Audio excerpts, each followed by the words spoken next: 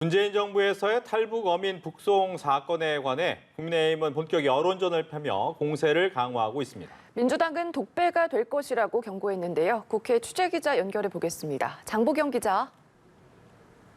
네, 국민의힘은 2019년 벌어진 탈북선언 강제 북송 사건 법적 문제점을 따져보기 위한 토론회를 열었습니다. 전문가를 초청해 헌법상 문제나 국제법 위반 사항은 없는지 낱낱이 드러내겠다는 취지였는데요. 이 여당은 북한 선원들이 귀순 의사를 밝혀 헌법상 명백히 대한민국 국민으로 북송은 사실조사를 거쳐 결정하는 게 마땅했다는 주장을 펴고 있습니다. 동시에 민주당이 내놓는 탈북 어민 살인자라는 주장의 출처는 북한이라고 공격하고 있는데요. 이 토론회에 참석한 권성동 원내대표 겸 대표대행은 끌려가지 않기 위해 저항한 모습을 보면서 참담함을 금할 수 없었다며 무고한 생명을 담보로 북한과 위험한 거래해온 문재인 정권은 마땅히 규탄받아야 한다고 목소리를 높였습니다. 반면 민주당 우상호 비상대책위원장은 정부의 여론몰이가 도를 넘었다며 중단하라고 강하게 반발했습니다.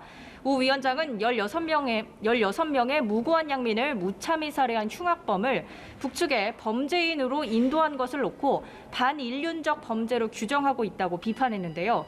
신북풍 여론몰이는 국민 눈살을 찌푸리게 결국 정부의 독배가 될 것이라고 경고했습니다.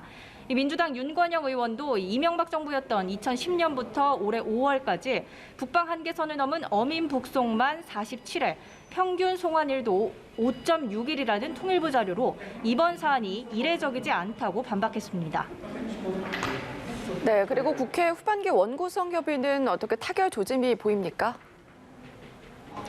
9분 능선은 넘었지만 상임위 배분 마지막 단추가 안 꿰어지는 느낌입니다. 전날 민주당은 국민의힘 권성동 원내대표가 일괄 타결 후 협상 결과 발표라는 기본 원칙을 깼다고 반발했는데요. 권 원내대표는 라디오 인터뷰에서 민주당이 행안위와 과방위 두 개 다 차지하겠다고 고집을 피우는 것이라고 강조했습니다.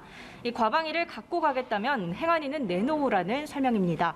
권 원내대표는 전날 KBS와 MBC를 언급한 데 이어 이번엔 TBS 김어준 씨의 편파 운용을 거론했는데 아침 회의에서도 문재인 정권에서 공영방송 편파 보도 논란은 끊이지 않았다고 불공정 모니터링 책자를 꺼내 들었습니다. 공영방송 불공정 보도의 실질적 수혜를 본 건 민주당이라고 공세했습니다. 반면 민주당 박홍근 원내대표는 여당의 언론 장악, 방송 장악 시도가 원구성 협상의 발목을 잡았다고 맞섰습니다. 여당 원내대표가 특정 언론사를 향한 부적절한 발언을 했다고 지적하면서 집권 여당답게 대승적 결단을 하라고 촉구했습니다. 이 협상의 마지막 문턱을 통과할지는 서로에게 달렸다며 양보를 미루는 가운데 양당은 오전 김진표 국회의장 주재로 회동했지만 별다른 소득은 없었습니다. 지금까지 국회에서 전해드렸습니다.